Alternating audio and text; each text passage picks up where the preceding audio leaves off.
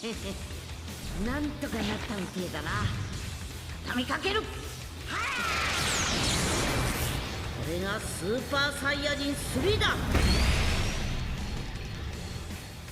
Alright, what's going on, you fam? Raiyuden here. I asked over on Twitter, how do people feel about Ultra Super Saiyan 4 Vegeta? The third Ultra following this new design philosophy. I know a lot of us were curious. Would they have them adhere to the rules that they've set? Or are these guys exempted from all those things because Ultra Premium characters just, they don't need to follow the rules. Rules for thee, not for me.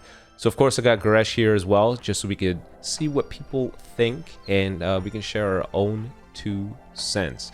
But I guess, you know, maybe it's easier just to start asking you, do you think this guy follows their new design philosophy?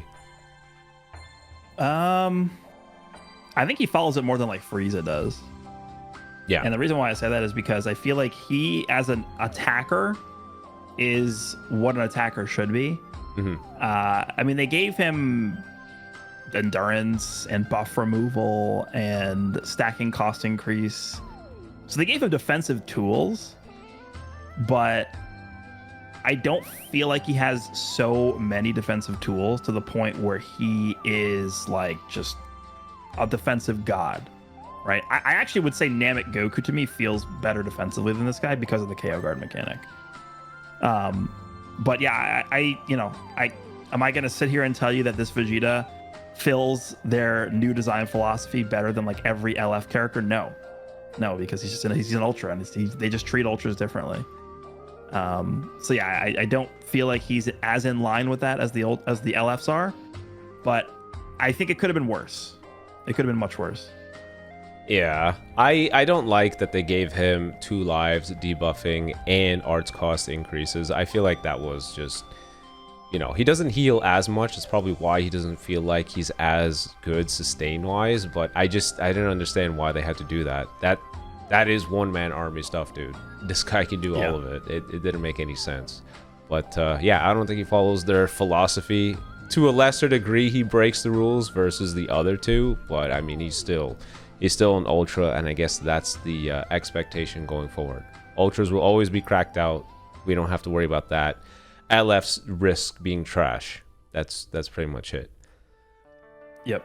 Okay, Libra, first comment. His kit is a little bit overloaded, but he definitely has a role, and that's to deal damage, and just that. In comparison to Ultra Frieza that does damage, combos forever, and tanks superbly well, I'd say Vegeta is a lot better to face against since he can actually die in a match.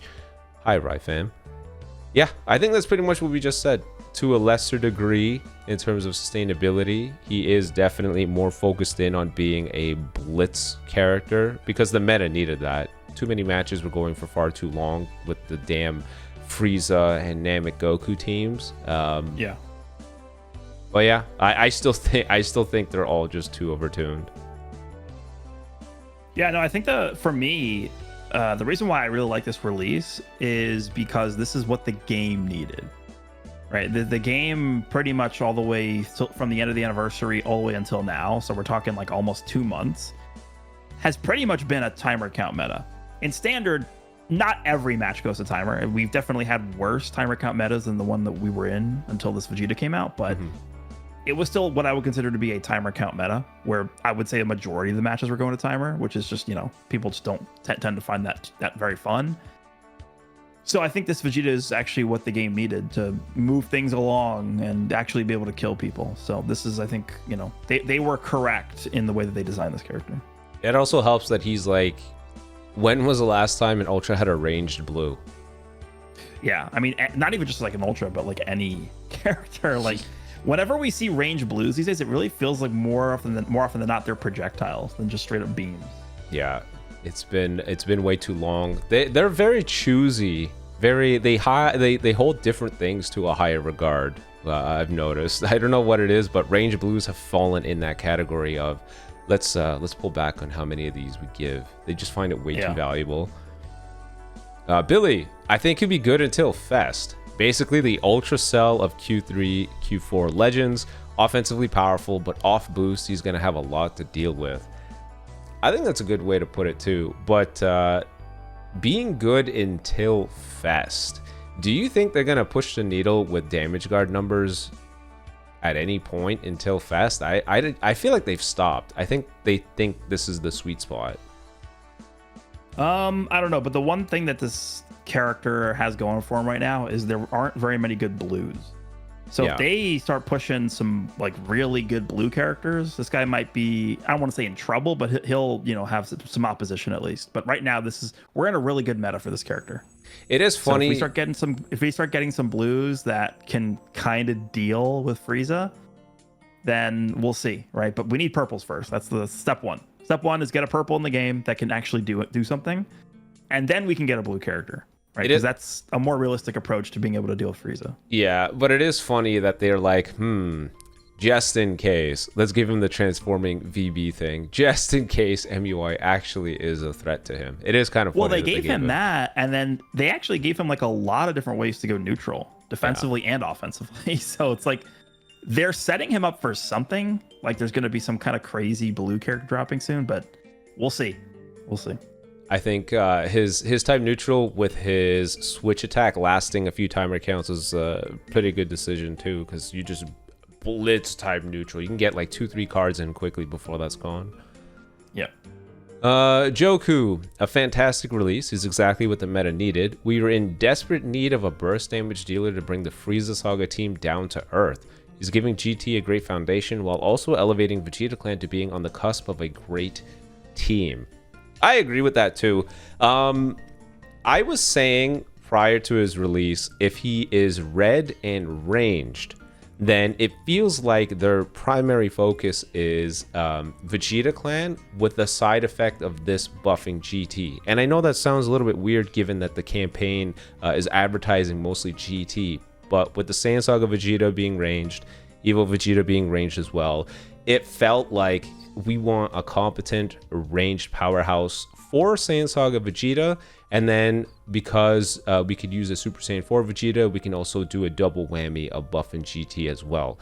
Would you agree with that, or do you think this is like, no, it's more like GT's the focus, coincidence it's Vegeta Clan too?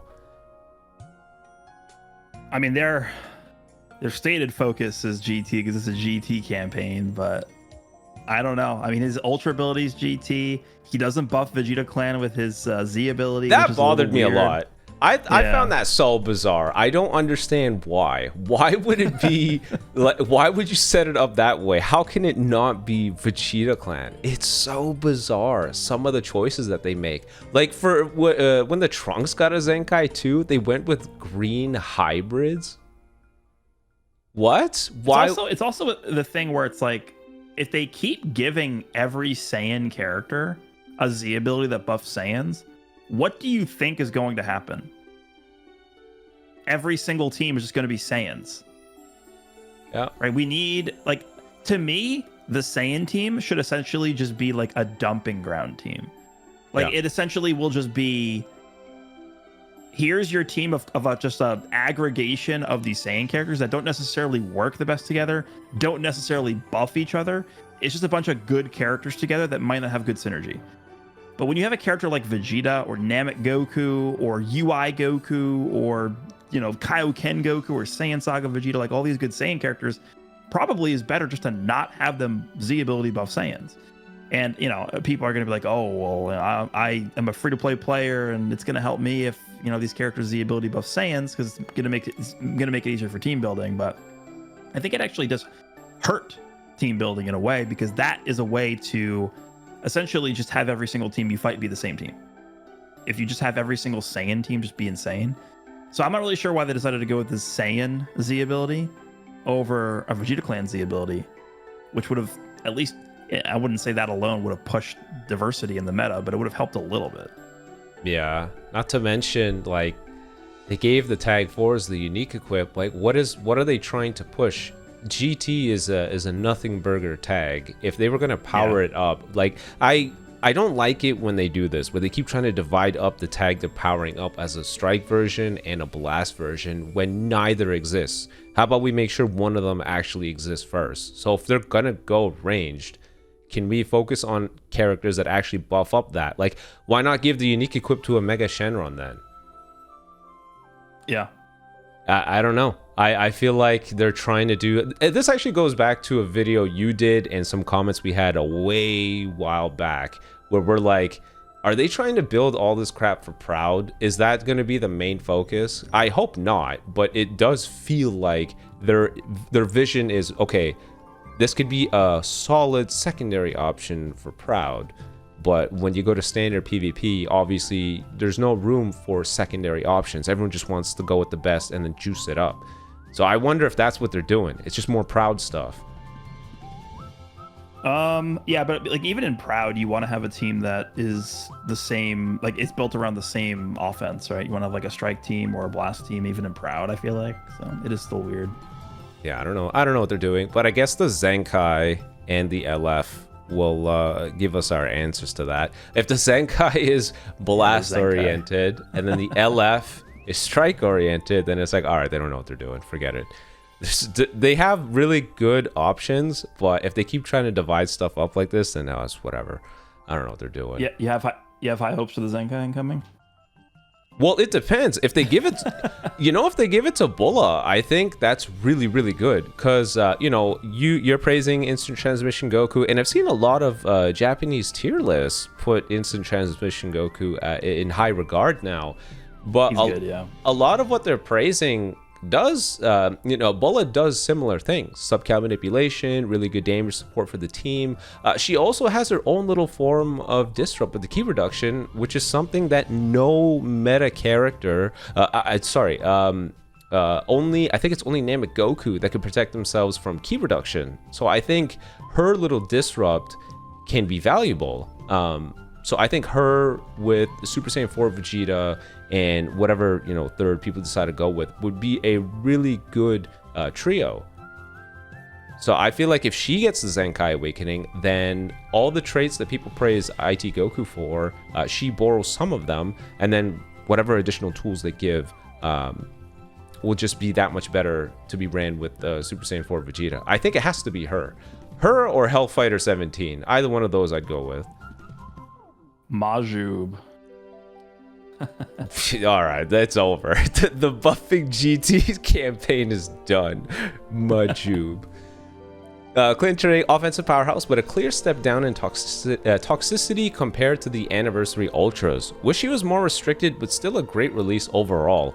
The wish he was more restricted definitely makes sense because I've seen people make this rink-a-dink team where they got the 3 Ultras and then the bench is, LF Super Saiyan 4 Goku's already used to Zenkai buff Namek Goku. And then they use the red Dragon Fist Goku, I think. And then then they use the Kaioken Goku to Zenkai buff Frieza. And willy-nilly, you're free. I'm actually torn on the bench for that team. I just did a video on that team. I think I'm leaning actually towards using yellow Bardock over the green Goku. I don't think Frieza needs a Zenkai buffer. No? I think I'd rather double Zenkai buff Namek Goku and give Frieza the health from Bardock's ability. I think that's a better team build. You know what? That doesn't make sense. But it's the same. It's the same thing, yeah. Yeah, at the end of the day, it just sounds... Honestly, that whole combo just sounds like awful. Just, you got one snipe, another snipe, death beam, nobody dies. And one thing that people don't bring up enough is... Even though it's 3 powerhouse ultras, they all have the same annoying friggin' disrupt where they take away key, increase arts cost. I fight that team all the time and it's the same crap. Frieza, you hit him, sub count up, arts cost up, key down. Then Goku, key down. Then Vegeta, key down, arts cost up. And you're like, bro, what the hell is this? This team is awful. It really is. The combo of Vegeta and Frieza is, it does actually feel oppressive to me. Like, you enter the battlefield, you have a 59 cost strike card. Like, what the hell are you supposed to do? Yeah, eventually... It's so dumb. You know what? Maybe that's what the powerful blue ultra is going to be. It's going to be a character that has arts cost, increased prevention, key power up as well, and he could just have plenty of type neutral. That's what it is. Maybe that's what it is. Because those are where all the disrupts look like right now. Hashi, feels great. I love the blast damage, but that constant restoring vanishes is diabolical. Also a good counter to Ultra Namek Goku, who, in my opinion now, we need a good purple. How do you feel about that vanish restore off the release gauge play? Do you like that? Yeah, I mean, I don't think it's like overly great, but it's a nice addition to have. Maybe it'll play into whatever next character for GT is going to be. I think it's just fine. I like it too. I always like characters that have, you know, like these fun little vanish restore plays. It's what I did a lot with Kefla. Like, they never expect you to have your vanish back when you vanish, strike. Oh, they think they can get you, but then you vanish again, and then you just continue comboing, and then you do a drop combo, and they're like, okay, I made him vanish. I remember that. He's not gonna have any vanish again. Then you just rinse and repeat, and you stomp him out. Those characters are fun. I like a lot on the tag 4s with their blue. Yeah, those guys do a good job as well. It is fun stuff. But my only issue is all the damn arts cost increases. Sometimes you'll feel like, okay, I could just swap into them, but then it's just so expensive. Jago, love my goat, combos forever, guarantees kills, lots of damage, 9 out of 10. I wish he had just a little more toxicity like Frieza and Namek Goku. He feels more balanced than them. This guy had his damn profile photo. Does that Vegeta have a mustache? He gave him a mustache. I was wondering what's going on here. That's if GT Vegeta didn't shave his mustache before the Omega Shenron fight. If this character had the mustache, he would have he would be more toxic. He'd have the final bit of power that he needed. That's funny though. A little more toxicity like Frieza and Namek Goku. It feels like the general consensus has changed. When people want their favorite character, they don't care about what people think. It's like, yeah, I had to deal with people's toxic crap. They now deal with my toxic crap. Nobody cares anymore. They just want... Of course. Yeah. That's how it always is, yeah. Javon Smith, he's great. Not as toxic as Anniversary Ultras. If only they could make all LFs this way. They put their all into the Ultra and it shows. Yes, they put their all into the Ultra and it shows. Would you say... top 3, obviously you can change the order however you want, but it's going to be the 3 ultras, a gap, and then the LFs. Would you agree with that? Yeah, that sounds right. Would you say it's a big gap between 3 and 4 though? Like, I don't know who you consider the 4th best character, but do you think it's a sizable gap? I think there's a gap. I don't know how big it is. I'm still kind of formulating my list because I'm going to do my list probably tomorrow. Mm-hmm. The top 3 are obvious. Order might be not so obvious, but I think there is a gap between 3 and 4. Yeah, I don't know how big it is though. It's not like I don't. It's like Grand Canyon size. Like, there's some good characters that are not those 3 in the game, but there's a gap. Yeah. Yeah, they decided to give every ultra 2 lives. Strong disrupt. Some have buff removal. It's all just stupid. They are just way too way too ahead. It's just funny to me. New philosophy, new promise for the game. We're gonna render everyone's box useless, and then you have to summon for all the new stuff. And then within 3 months, we ended up back where we were before. We're in the exact same spot. Just everyone's box is useless now. They wiped away 7 years of characters. Yeah, I think they were just scared of some of like Majin Vegeta and Super Saiyan 3 Goku. They were just like, how do we deal with this? Let's just power creep the game. That's what they said. Yeah, but we ended up back at the same spot. Except now, actually, it's all in ultras. There's no LF like that. It's all in the ultras.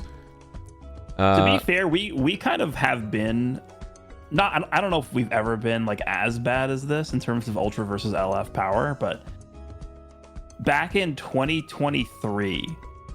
We had Ultra Gogeta Blue, Rose, and Kid Buu, who I think were pretty much the dominant 3 characters in the game. Like, we had like Blue 17 was also really good, but that was also a time where there was a clear separation in power between Ultras and LFs. Rose. That kind of reminds me of where we're in right now. What position we're in right now with the game. Is that it was Ultra Rose, Ultra Kid Buu. It was before the 5th anniversary. Ultra Rose, Ultra Kid Buu, and Gogeta Blue. Okay, yes, that's right. I was thinking, wasn't Beast still doing well up there? But then I remember Rose would take away the type neutral that he had. Crushed him, yeah. And Kid Buu was just like, people just don't remember. Kid Buu was like the most oppressive character. I don't want to say ever because it's not, but like he was up there in terms of if you made a list of like the most oppressive characters ever. Kid Buu was up there. It was crazy. I'm surprised people forget about that deliberate missed blue into rush. Do you remember that? Holy crap. That was the worst. You couldn't do anything. Absolute worst. You just lost. Just boom rush. You actually couldn't kill him. He was unkillable. Yeah, and he caught mode forever. He was an obnoxious character. Overall, love him. Has a purpose. Get in and out quickly and kill your opponent. Does it fantastically. Solid defensively, but not overwhelming. Overall, just a fantastic release, honestly. Only criticism is that he allows 99 combos like nearly every time I combo with him. Doesn't that contradict what you said earlier? In and out quickly, but he does 99 combos. That doesn't seem to say the same thing. But I agree, he does have a clear purpose, which is to blitz and snipe. They made the release gauge reflects what you're saying. It's all about get in there, burst the character down with the snipe, and then, you know, with the lower sub count, just get out and rinse and repeat as many times as you can. Part of me, the interesting thing about the way that his release gauge works too is they specifically designed it to get around the combo compensation penalties. Because if you just spam cards, it doesn't accumulate the combo compensation penalties as quickly as if you were like charge stepping and sidestepping. So they're like trying to think of, and also obviously it force draws you the cards, so it doesn't have anything to do with card draw speed. So they're making these characters with mechanics that are like deliberately able to get around the penalties that they put in the game. Yeah, but that goes back to what I was saying earlier. They are talking about trying to kill long combos, but they just moved where it goes. It's just force draw cards. That's the new long combo stuff. They've been doing this back when we got all these other guys in the 7th anniversary. It's so stupid. God damn it, I was gonna say something, but I forgot what I was gonna say. I had a point to make, but I forgot. Damn it. Oh, whatever. Yeah, I agree. I'm trying to find, I want to find an opinion that goes against what everyone is saying. He's a great addition to the team, easily one of the most fun ultras, encourages you to swap with other units instead of just carrying by himself, especially with the tag 4s, which complement him well with their tag switch counts for his switch gauges. Yes. I'm trying to find somebody saying something negative, because I want to see what that opinion looks like. Let's see. If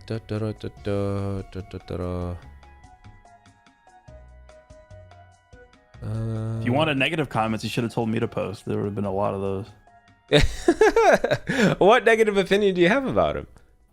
Not me. People who comment on my post will have negative comments. Oh, well, I mean, you like to fan the fires. You just quote them and repeat the exact same thing they said, and then it just becomes a chain of everyone repeating what that person said, and they get bullied off. Yeah, what's wrong with that? I'm just saying, you put fuel to the fire. Where is it? That's fine. Come on, I'm trying to find a negative opinion. I need to see. It's just because whenever we do these, sometimes we get people saying that, oh, it would be great if you guys read some opinions that go against it. So I'm trying to find it. Yeah, I can't. Poor guy. Should have been purple in my opinion, but he's still strong nevertheless. Step down in toxicity and a good start if we were to have a new GT units be ranged. That's a good point.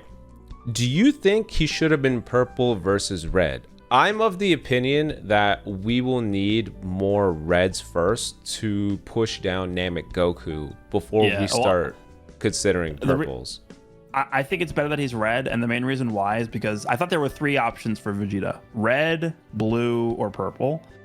If they were to go down the route of him being blue or purple, he would have had type disadvantage against one of the 2 Namek Ultras. Yeah. So red really is the only like truly safe color for him, because he doesn't like Namek Goku, Full Power Frieza don't have type advantage over red, and he actually is type advantage over Namek Goku. So I think red, in terms of the way the meta is right now, it was the best color for him. Yeah. And you know what's great is this feeds into, if the 1% Zenkai is Bulla, then it's a purple, which then can Zenkai buff whatever the LF is, which then we could start seeing more and more characters come out to deal with Frieza and Namek Goku. That's why I think those flow really well. But I wonder what kind of LF they'd go with. Who do you think they should go with?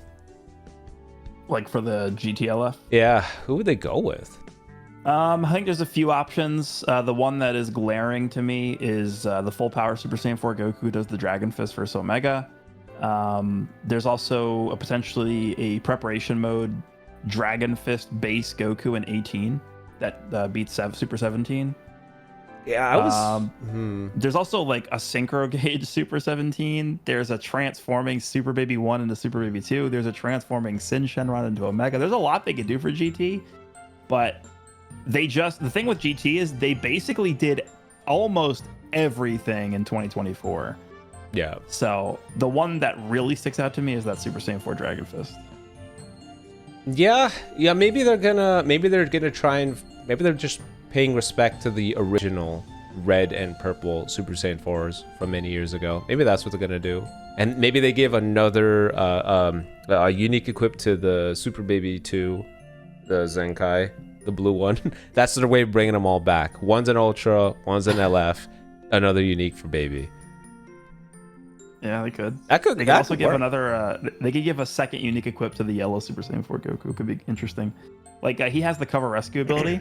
If you pair him up with Vegeta, Vegeta has buff removal. So if the enemy like rushes or ults Vegeta, you can just cover rescue off of it because Vegeta would delete their cover null. Oh yeah, that's interesting. But then it gets a little bit wonky, right? Because then it's like, oh, we got a Strike Z ability. I know Vegeta's, his stats are kind of even, just a tiny bit more blast, but now the supporter cards, like it just gets weird when they start messing with those two together. They could do some cool stuff with supporters. What if there's a support effect that swaps a character's strike and blast stats? There's no way they would do that with a supporter. No way. I don't know. I'm just that spitballing. much? I'm just spitballing. I mean, it would be cool. They already teased Dende. Do you think that's just going to be like a free one that everyone gets to have? Free healing? I think it's just going to be like one of the 6 that we get right away. Okay. Okay. This video is 27 minutes. I think we pretty much got the gist of it. He's terrible and is a terrible addition to the meta because I don't have it. God damn it. They're the same. He puts Ultra Perfect Cell. Oh, yeah, I feel bad for Cell, actually.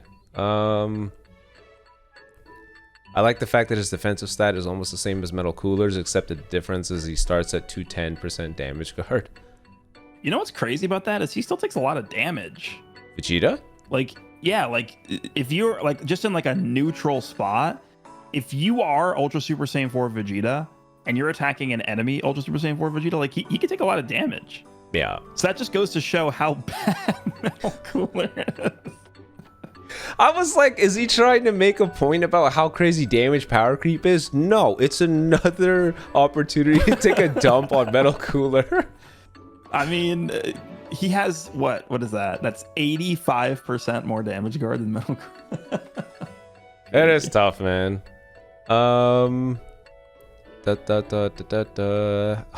I think the opinion is all the same. I'm trying to see somebody be like, oh, people are just praising him too much because he's a Saiyan. This guy actually sucks. He doesn't do anything outside of his combo.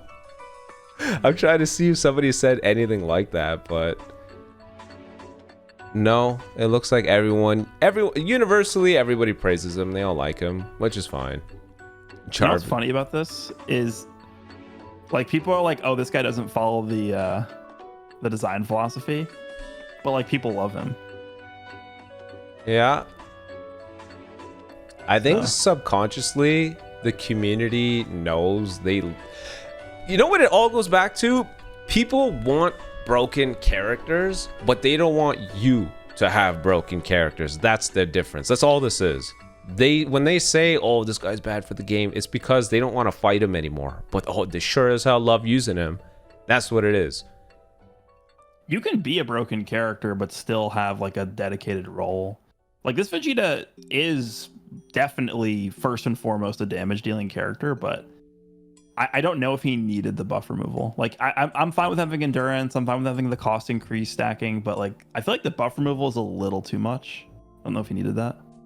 Part of me wonders if they're just like, do you think they figured, you know, we pushed ourselves back into a hole where we have to do this? They like, did they try him without 2 lives and without buff removal? And they're like, wow, this guy just gets squashed out because Namegoku and his lock-in. Like, I genuinely think that's the problem. Namegoku's lock-in in type neutral. It would be so easy for him to just one-shot this Vegeta if he didn't have buff removal or the two lives. Like, that's got to be it. Yeah, might be. It's this damn Namegoku, man. He's too damn strong.